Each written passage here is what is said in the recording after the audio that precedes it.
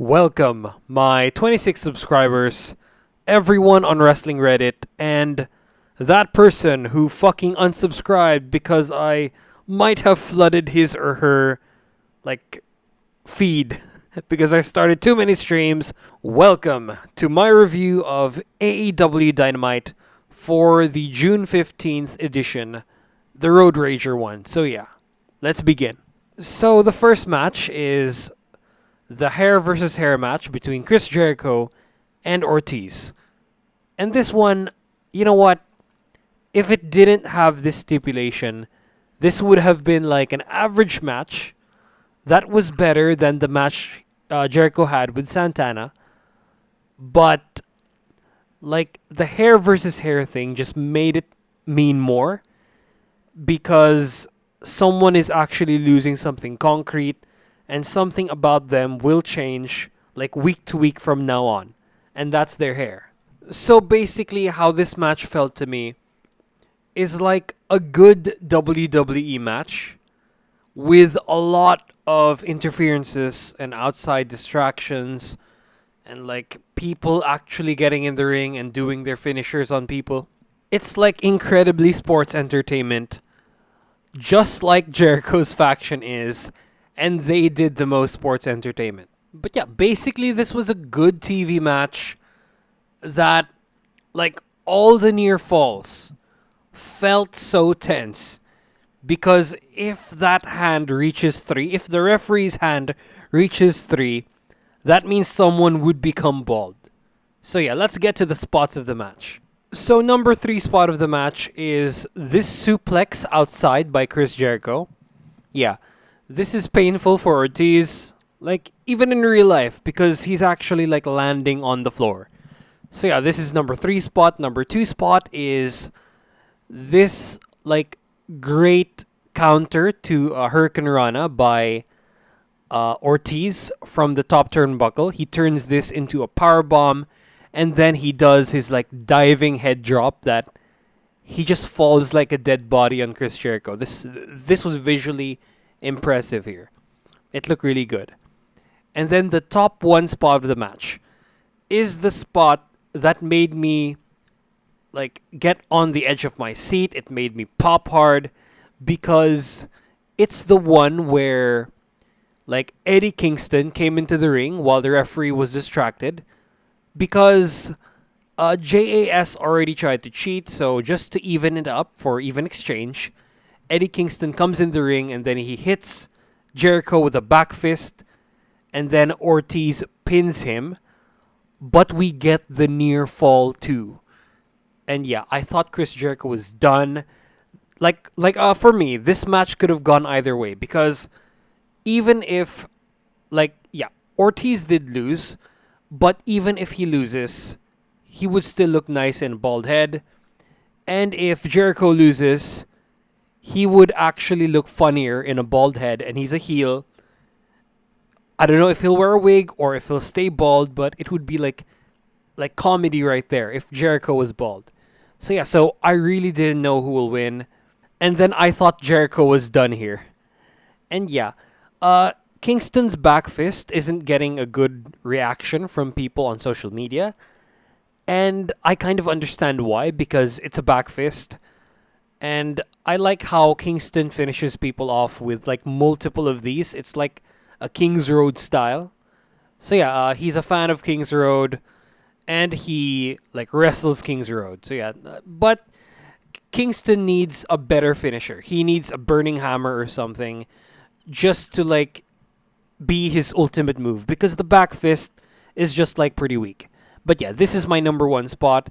And then the finish is right after the number 1 spot, after Ortiz is pissed about not getting the win. Aubrey Edwards is distracted by Jake Hager, and then we have Fuego del Sol hit Ortiz in the head with the bat, and then Jericho pins him 1, 2, 3, and now Ortiz has to shave his head. And so it seems that Fuego has saved Jericho's hair, and then as they gloat on the ramp, they sort of finally reveal who this masked man is, and it's not Fuego. because like as they were walking out the ring, I sort of noticed that the body wasn't right. He was too muscular to be Fuego. The face under the mask looked like Sammy, and then it just registered in my head that, oh my god, this makes sense. Sammy Guevara saves Chris Jericho. He should be in that faction. So yeah, it turns out to be Sammy, and then it's a great reveal. It got an amazing reaction on the fight chat, and yeah, I really like this reveal. This was really cool. And then after this, when Ortiz is about to shave his head, he takes like the Con Air, like the shaver and the scissors for himself, and then he shaves his own head. And yeah, he doesn't look weak. He looks like an honorable babyface. He's not embarrassed or anything. And yeah, he kind of looked strong from this. And like as we close this segment out, or as we close out this match, Kingston gives him the mic, and then he just keeps saying, blood and guts, blood and guts, blood and guts. This is such a great ending to this like average match that was like had its stakes brought up due to the stipulation. So yeah, this gets me excited for blood and guts. And I forgot to say that Ortiz cut himself. Like he cut himself, I think with a shaver as he was shaving, and this just like added the effect. He spread the blood on his face as he said blood and guts. Great match and post-match combo. This could have main evented the show. And then after this, we get like the pre-match video package of Wardlow versus 20 security guards. So yeah, Roman Reigns has never looked this strong. This might be like the most one person has ever faced in a match. And this video helped get me and the people excited because it had a funny voice dude who speaks like this. And yeah, this made me excited for the match after, and it's like funny to watch as a standalone.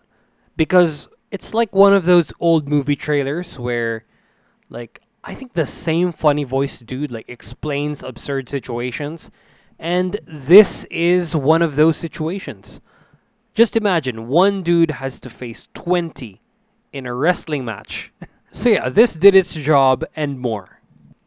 And now for the actual match of Wardlow against the 20 security guards.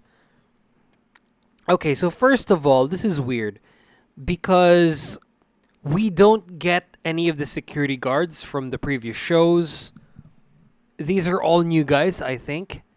And then the rules here aren't clear because I mean like even like commentary didn't know the rules. They were confused because Wardlow sort of eliminated 5 guys at the start by just knocking them off. And then like every elimination after this is a pinfall by him stacking bodies over each other, which was funny for the first like few times, but it sort of got tiring and I stopped counting. This got boring after like a while. This works if it's not a match, if you just have to knock them out. But if you actually have to like stack them up and pin them, it sort of becomes silly, unbelievable, and like kind of stupid. This whole thing was kind of stupid, and I don't think this helped Wardlow much. This like could have been just like a 50-on-1, like one guy beating people down without needing to pin them, and it would have been fine.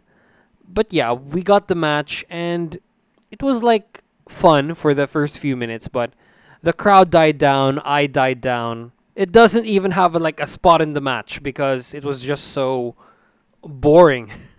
I mean, you could have just had Wardlow face like another person, someone who he would actually like have a decent match with, have like a lengthy match with. But no, I mean, you just like built Wardlow up, have him destroy like 20 dudes, and how does this make Scorpio Sky look? Because anyone who faces Wardlow now is expected to be destroyed because you've built Wardlow up to be superhuman. He beat the big guys in like a short amount of time, and now he takes out 20 dudes. So yeah, I'm kind of opposed to this. I would have wanted them to turn Wardlow human for a bit, have him have a good match. Just like not let him be a Goldberg or something. And yeah, this match didn't do much for me, but the post match was actually pretty good. Because for the post match, it was basically Dan Lambert, Scorpio Sky, Ethan Page, like up top, calling two MMA legends, Tyron Woodley and Matt Hughes. I don't know if Woodley's a legend. He got beaten by Jake Paul, but I don't know. I don't follow MMA. But yeah, Matt Hughes I knew from the games. So yeah, that guy's a legend. Sad that he got hit with a train.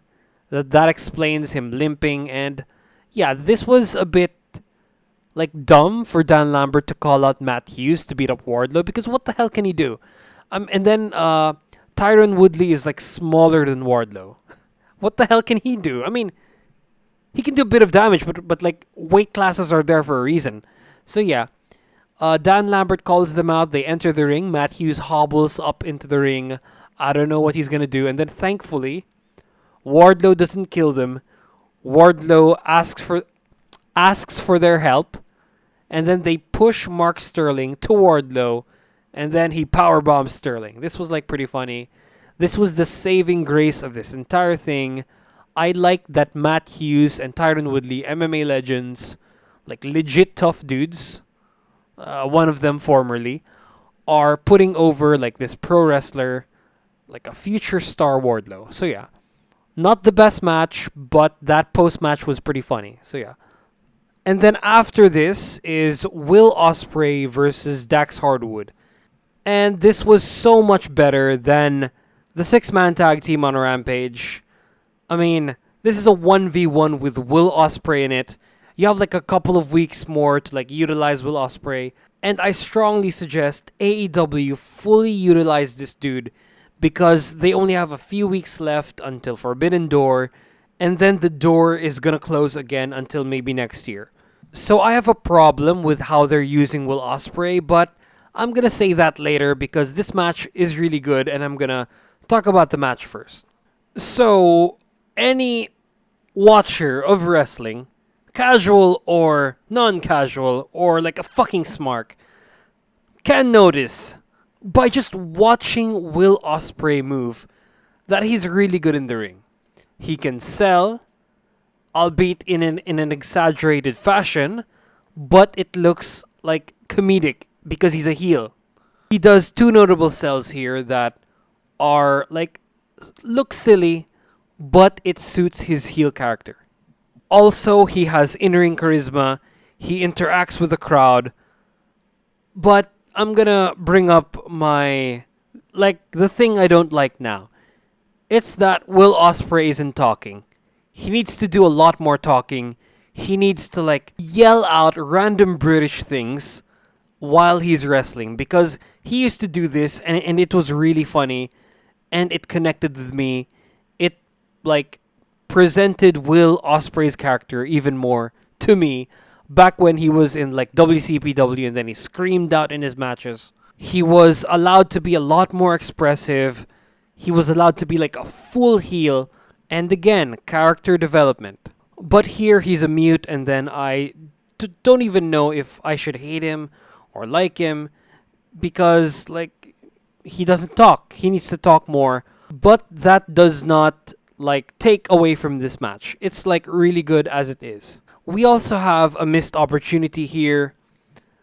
We get an unintentional leg injury spot where Will Ospreay slides through Dax's legs and then he ends up in the ring. Like he goes through the apron through Dax's legs and then he ends up outside and pulls Dax's legs off and then he sort of gets caught on the apron. It kind of looks like how CM Punk injured his leg, his foot, when he jumped on the guardrail. It was kind of like that. But thank God this was just apron and not steel because Dax looked okay after and managed to continue the match. But the missed opportunity here is the chance to work on Dax's injured leg. Because like he was visibly on the floor, he was favoring his leg, but Will just doesn't work on it. The match would have been way better if he did, but yeah. So the top three spots of the match are, so number three is the German suplexes that Dax Hardwood put. I know this is cheating, but I'm gonna put them all together here because that that like five German suplexes straight combination, the one that Chris Benoit and Kurt Angle used to do, really good.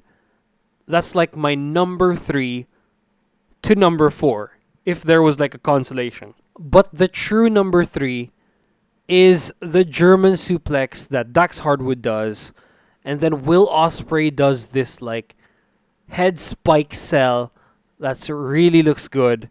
He like stays in this position for a couple of seconds and then like falls down just like Red Velvet did like a while ago. I love when they sell it like this, so this is like number three. Number two spot of the match is like a forearm, a diving forearm by Will to the back of Dax's head. Yeah. It's kind of like the Hidden Blade, but a flying variety. This should be like a finisher, but it's not. But it's okay. I mean, the Hidden Blade looks more painful because Will like runs and then it looks like impactful as shit. So yeah, this is number two. And then number one spot of the match is this whole sequence from when Will tries like an Oscutter, he gets caught, and then he is put in an electric chair position, and then Dax spins him around, he slingshots him on the top rope, and then to a sit-out powerbomb. This is number one spot of the match, and this might have gotten the loudest pop.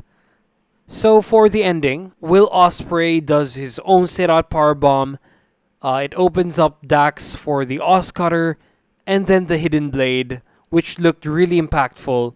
This finishes the match 1-2-3. So this match was really good. It's like a pay-per-view undercard type of match, but I expected more from these two. I expected more crazy moves from Will, but we don't get that since he's a heel, and that is unfortunate, but this match is still really good. And what makes it, like every other match in this show, is the post-match segment. Because we get the whole of United Empire help out Will, they kick Dax Hardwood's ass, and then like Roppongi Vice and Cash Wheeler come in, and then they get beaten up by all of United Empire. And then when things looked bleakest, when all hope was lost, Where Is My Mind by the Pixies played, and then Orange Cassidy makes the save by doing nothing but like show up and then have a face-to-face with Will Ospreay in the middle of the ring. Like everyone just left. The man parted the sea of people in this ring and faced off 1v1 against Will Ospreay. And shit, just hearing this song is amazing because this is like one of my favorite songs. They played it in Fight Club. They played it like where I most remember it, in Mr. Robot. I play the song in the gym. I play it if I have a bad day, have some bad interactions with some people. It helps me cope. And it's like a really banger tune. It can also be played when just chilling. So yeah, having it be Orange Cassidy's song just like elevates him to another level for me. This guy should be like in the main event. He should actually win a championship, in my opinion. He was once the most over guy in the entire company, and he didn't even wrestle a lot back then. He was just like a meme, and then everyone loved him. He was the top merch seller of AEW, and I think Tony Khan should use him more. He got him the song. He got him like nice merch, and the gimmick is just like next level and will never get old. He will always be a babyface, and I think Tony Khan should like capitalize on the guy before like he asks to leave or something. I fucking love Orange Cassidy, and then like when he wrestles, he's really good. So yeah, he should be champion or something. I think he'll really work in Japan, and I wouldn't be surprised if he wins the IWGP US Championship from Will Ospreay, because that would be really cool, and having him in New Japan, I think, would be good for the company. I think he'll get over there. But yeah, one can only hope. He's probably going to lose because AEW doesn't have a title to give back to New Japan, like in exchange for this one. So yeah. And then I forgot to mention, Orange Cassidy was so over that even people I knew who weren't fans of AEW back in the day fucking loved Orange Cassidy. So yeah, far-reaching talent. And then after this, we get a video package, something we really need for this whole Forbidden Door thing is a video package explaining the storyline between two people. And I think they did it well here because we got Jon Moxley and Kevin Kelly, like the commentator from New Japan, explain the story between him and Hiroshi Tanahashi, and this leads up to the face-to-face that comes after. It gives people who just watch AEW, who don't pay attention to New Japan, like reason to care about this guy, and yeah, nice job. And then we get the face-off between Jon Moxley and Hiroshi Tanahashi. This is basically exposition and like explanations of Moxley's feelings toward Tanahashi about him ducking him, allegedly. And of course, Moxley, great promo guy, real believable, is like this rare breed of like realistic promo deliverers. He delivers a nice promo, and then he gives the mic to Tanahashi, who like just when he's about to start talking, Chris Jericho interferes. He says a lot of words, but basically what he does is do a lot of exposition. He gives a lot of exposition about like their former encounter with Tanahashi. This is actually really funny because he just like forcefully gives exposition. He doesn't let Tanahashi talk, and I think Tanahashi has poor English because like he tells Jericho to shut up after this, and then it doesn't sound good. Like Nakamura is a better English speaker from WWE. And yeah, Tanahashi, great wrestler, but he's an older dude and his English was never developed much. But he does tell Jericho to shut up, and then this got a great reaction. I just hope like he could cut a promo, he could get like a translator and then have the translator cut his promo for him. I mean, like, this guy is going to be in the main event, like possibly be in the main event of Forbidden Door. He should get a promo off to build up the feud against Moxley, but here they're both faces and there's not really much animosity, there's not much hate, because like in this thing they work together against Chris Jericho and his boys, which like have been bolstered now because they add Sammy Guevara, they add Ty Conti, and then they add Lance Archer and El Desperado. So yeah. So like before BCC and Eddie Kingston comes in for the save, Jericho just like spouts out exposition. He spouts out like the whole situation, like the reason why Suzuki Gun's here, it's because they're on loan, and that he's gonna team up with Minoru Suzuki and who's the other one? Jericho, Suzuki, and Sammy Guevara against Shooter, Wheeler Yuta, and Eddie Kingston. So we know who's gonna win there. Like one side is so underpowered, but yeah, it's gonna be a fun match.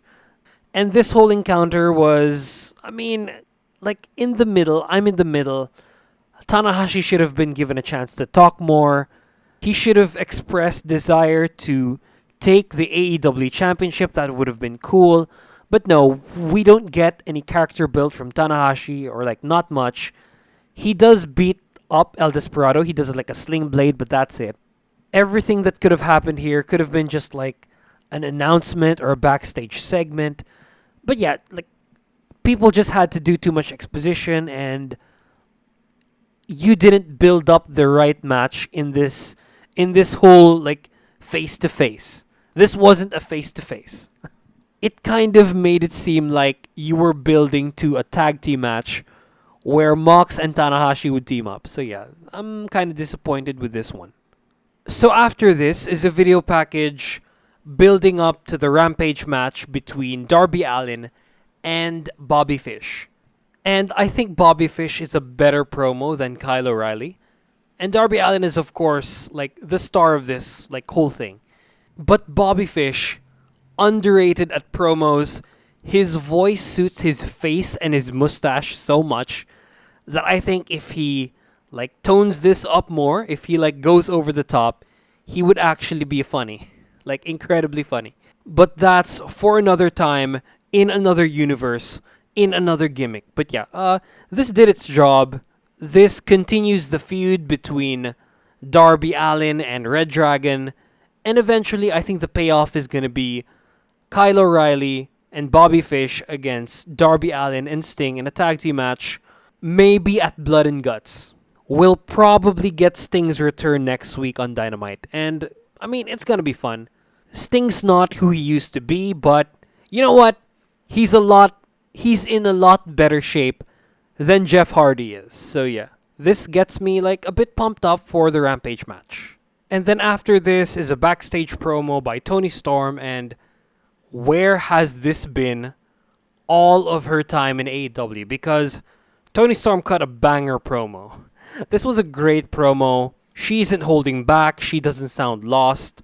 She sounds intense, like as intense as Toni Storm can be. She calls out Britt Baker. She threatens her doom. And like basically builds up to the match later. And this did its job. It made Toni Storm look really good. And it made me realize how capable she is on the mic. And then after this, we get the match. Like the Atlantic Championship qualifier match between Ethan Page and Miro. So Ethan Page enters first, and then I just want to say that I do not like his entrance music. I mean, it is a great song if you listen to it carefully. But as a wrestling theme, this is just like, it's just like background noise. I barely even noticed it. Ethan Page deserves a better song. And yeah, I mean, I saw in the comments in like the YouTube video that this song is really like well liked, but no, it's kind of meh. It's so meh for me. Yeah, let's stop talking about how meh this song is. This man needs a theme like Miro's here because yeah, epic sounding music. Can you ever imagine a dude with Ethan Page's like theme song ever winning a championship? No, you won't. Miro's is awesome. Ethan Page's song is meh. And yeah, let's move on to the match. Okay, so the match is what looks like to be a preview of the Scorpio Sky versus Wardlow match, because Ethan Page here has clearly a lower power level than Miro, just like Scorpio Sky has a lower power level than Wardlow. And the way Ethan Page wrestles this match is, I think, how one would get over that like hump. Ethan Page targets a body part, and then Miro sells this. He sells this on offense, he sells this on defense, and he sells this while taunting. Basically, this is how Go Shiozaki or Satoshi Kojima should have sold their arms, because, yeah, I said that in my Cyberfight review. You should go watch that. And then we also get some cheating by Dan Lambert. And yeah, this is looking like a blueprint for Scorpio Sky's match with Wardlow. And I don't know about that. I mean, if I'm just going to watch this match again, Scorpio Sky better have a nice chance. But yeah, I don't know. Who knows? Maybe he gets squashed. I hope not. But yeah. So Miro goes for Ethan Page's arm, but he doesn't follow through, so Ethan Page doesn't sell it till the end. He manages to like escape the amount of damage that Miro suffered. And then Ethan Page keeps going for the arm. He keeps going for the arm, and then he even does like a flying shoulder block. Twice. One in the ring, one outside the ring. He does a cool cutter afterwards. But then he starts making fun of Miro's god. He starts calling himself Miro's god. He asks him to pray for him.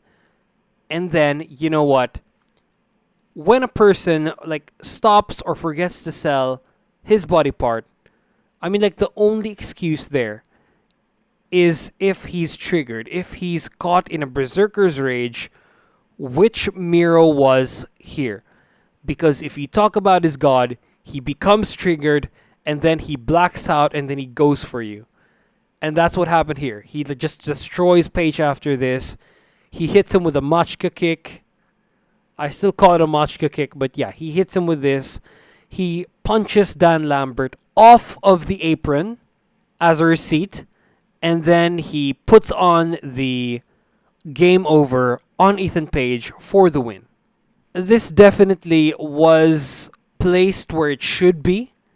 This is a TV undercard match, but it's a TV undercard match that really tells a nice story. It does its job, but the participants, like namely Ethan Page, he wasn't built well enough to be in like a pay-per-view undercard. But this is like a good TV undercard.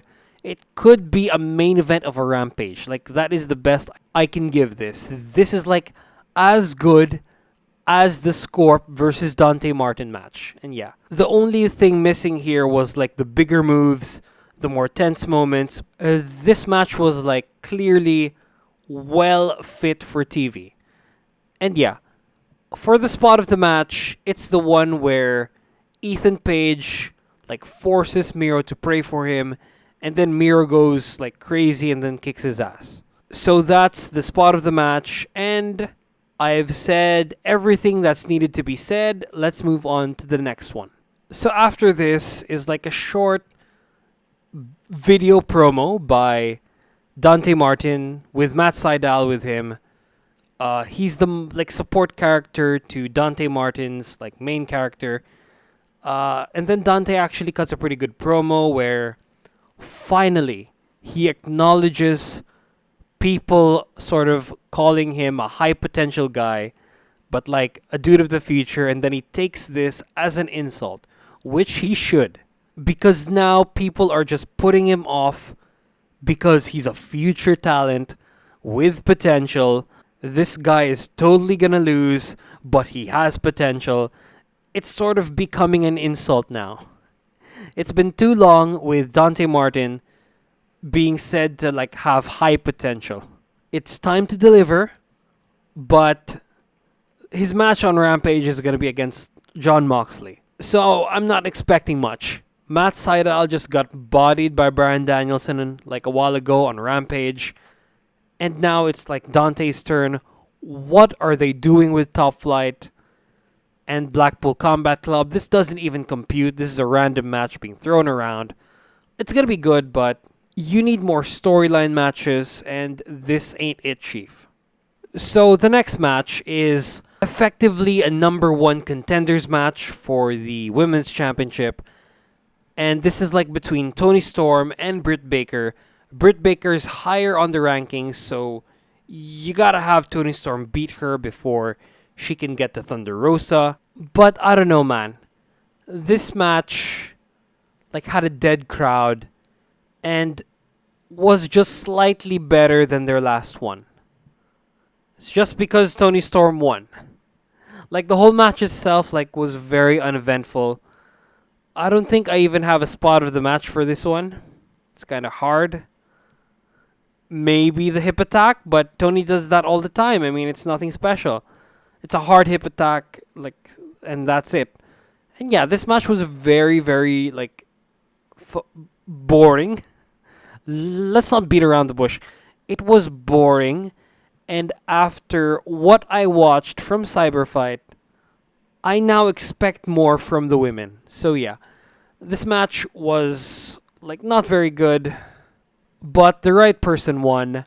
I did like the cheating though. I thought the match was going somewhere, but Thunder Rosa had to do like an awkward run in where she just like pushes Rebel, doesn't take her out, and then she chases Jamie Hayter out of the arena. So it's it made Thunder Rosa look dumb.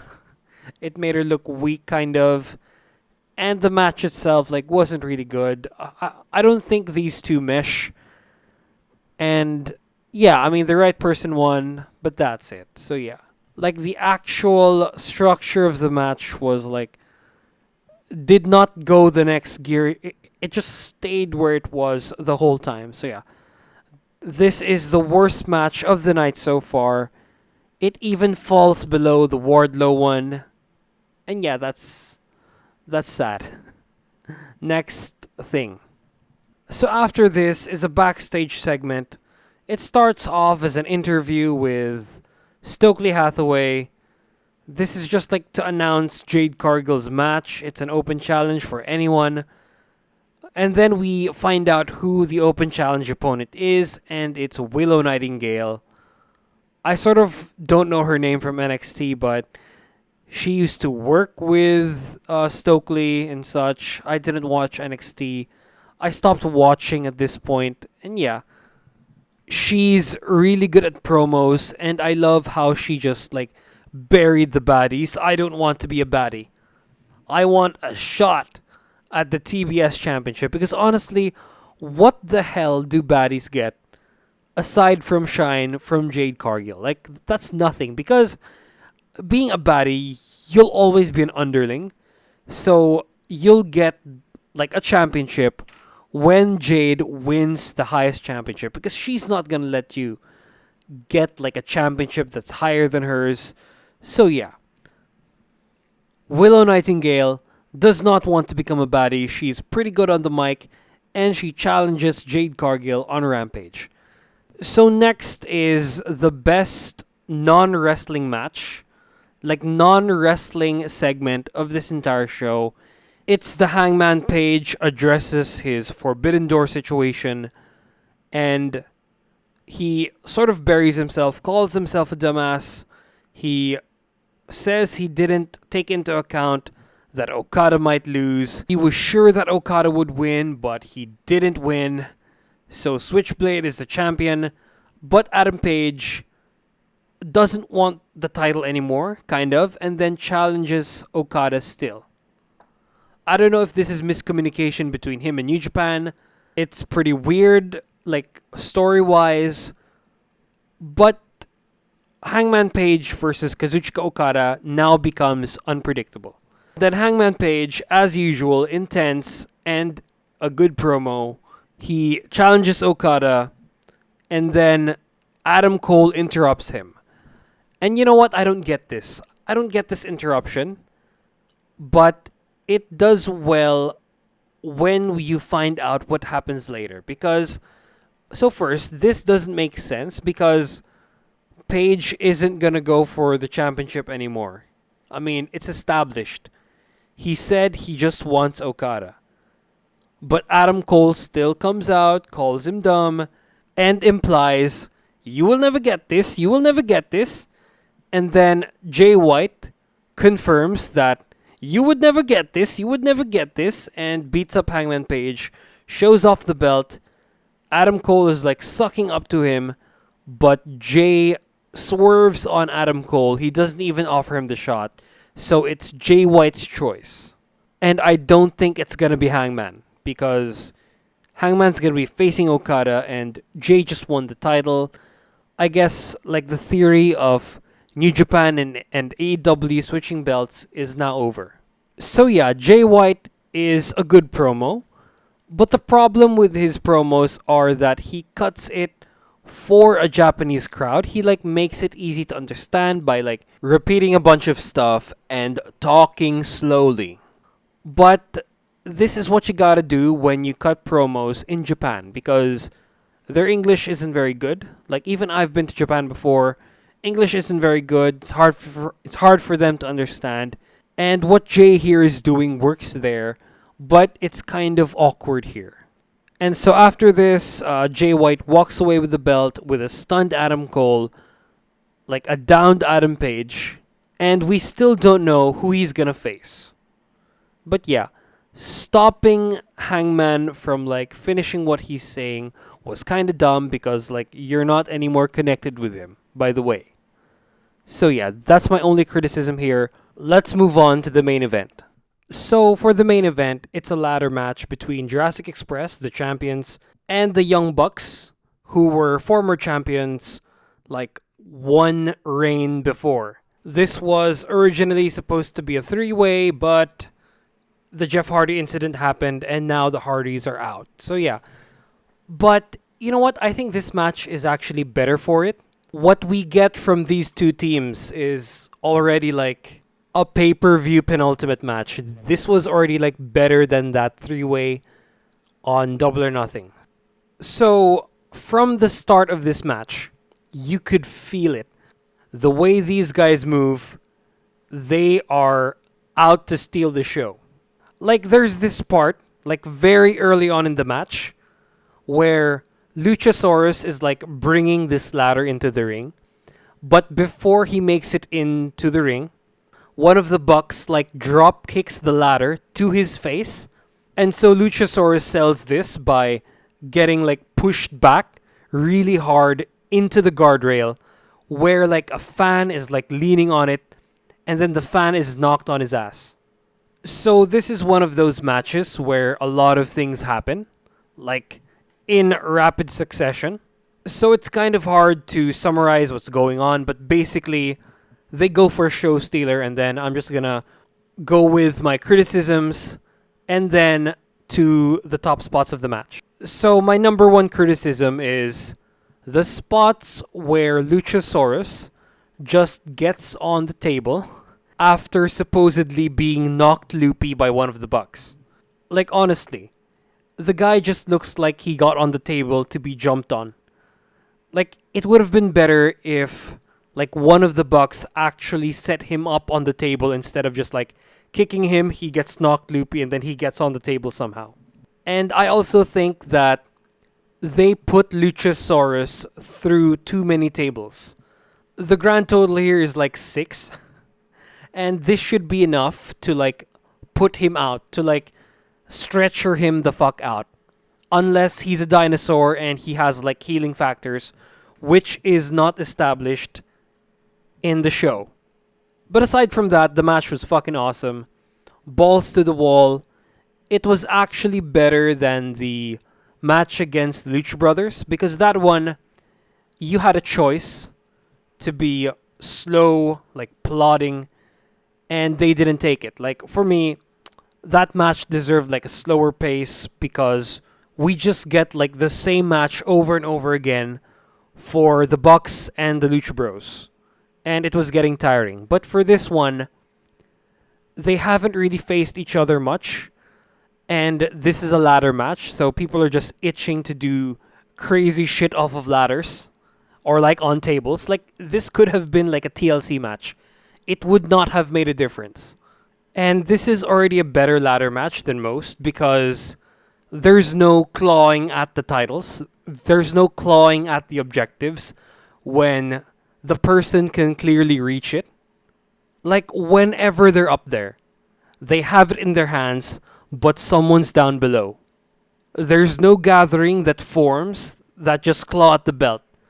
Something always grabs away their attention when they're distracted from the belts. Because how they did it back then in the WWE, especially that one where Zack Ryder won the Intercontinental Championship, yeah, there was a lot of clawing there, and it looked fucking terrible.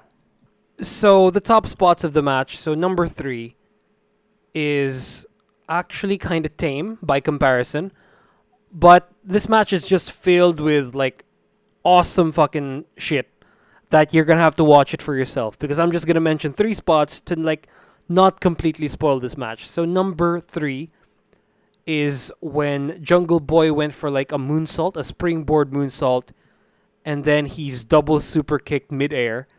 And then the reason why this is at number 3 is because usually if we get this spot, they like miss the head or the upper body totally. But here it looks like they got him like somewhere in the chest, in the chin, right where it should hit. Number 2 is Hurricane Rana by Jungle Boy to Matt Jackson to a table. And the table just like shatters And I love Matt's landing here. It hurt my tailbone to watch, but yeah, the table shatters upon impact of Matt Jackson. It fucking breaks apart. And so the number one spot of the entire match is, of course, you don't have to ask. We all know it is. It's the part where Luchasaurus is pushed off the big ladder from the ring to 4 tables outside. Chekhov's gun moment. And so this beautifully sets up the finish of the match where Jungle Boy knows he's fucked. He's facing off against both of the Bucks and there's nothing he can do but just go up the ladder, just like desperately try to reach for the belts. But he's pulled off. He lands on his face on the floor and then he is BTE triggered and then taken out of the match. The Bucks are free to go up the ladder and then take the belts. So the Bucks win, they leave, and then we get it. We get the turn by Christian Cage. So he checks on Luchasaurus, and then like, of course it's bad. He fucking crashed on like 6 tables and 1 ladder. For me, Christian should have like had Luchasaurus stretchered out so he wouldn't witness the heel turn itself. And so after this, Christian goes in the ring and then he sort of like assists Jungle Boy to get out. But then when they reach the ropes, he does the unprettier or the kill switch on Jungle Boy. And then after this, he does a fucking well executed concerto that actually looks like it hit Jungle Boy's head. And so the main broadcast like gets cut off, like with the logo showing, and then we get shown what happens after the broadcast. And fuck, they just keep playing this out. Like Christian goes to Jungle Boy's parents, or like his sister and his mother, and then he tells them that you raised a piece of shit. Such a heel. Great heel work. Captain Charisma is back. And then he leaves. And then we just get Jungle Boy in the ring with Luchasaurus like recovering, but he has trouble standing up. I still think it would have been better if like he was stretchered out, but screw it. Like he's right there with Jungle Boy after being concertoed, and Jungle Boy just sells this. He's on the floor. His mother and sister go to him, but he's just there on the floor until they cut the feed to everything. And that's how Dynamite ends, with a downer ending. I mean, not if you're a Young Bucks fan, but like Jungle Boy being the babyface, getting destroyed and getting like his parents trash talked to. This is a downer ending. But yeah, what a great Dynamite. Here are my match rankings. I didn't like the Wardlow match as well as the Moxley and Tanahashi face-off because of all the exposition on that one, but this was a really good show. It had 3 really good matches. One that was just like, alright, it passed through my stomach and I shat it out. And it had like 1 terrible one. So that's the review for Dynamite. Let's move on to the ratings. So for the ratings, the total viewership is down by a lot. So the total viewership is 761,000. The total demographic is a 0.28. It's tied for number 1 based on demographic, but it clearly lost to the top 1 show in terms of total. It's The Real Housewives of Beverly Hills, as well as the NHL Finals. It's on broadcast, so yeah. All the sports are almost over. We're gonna get Dynamite running against nothing for the next few weeks. And yeah, we'll finally get to see what Dynamite is capable of if it doesn't have any competition, like wrestling or no wrestling. And yeah, one notable part about the ratings this week is that for the male 18 to 49, 0.40 against like a bunch of 0.20s and below. So the male viewers this week are like twice as much as any other show. And as for the female viewers, it's just like on par with everything else. So yeah, so that's it for the ratings, and that's it for the show. Like, comment, and subscribe if you like the channel for engagement. Share if you don't know me. Hit that bell notification for future videos. And yeah, please, watch my shit.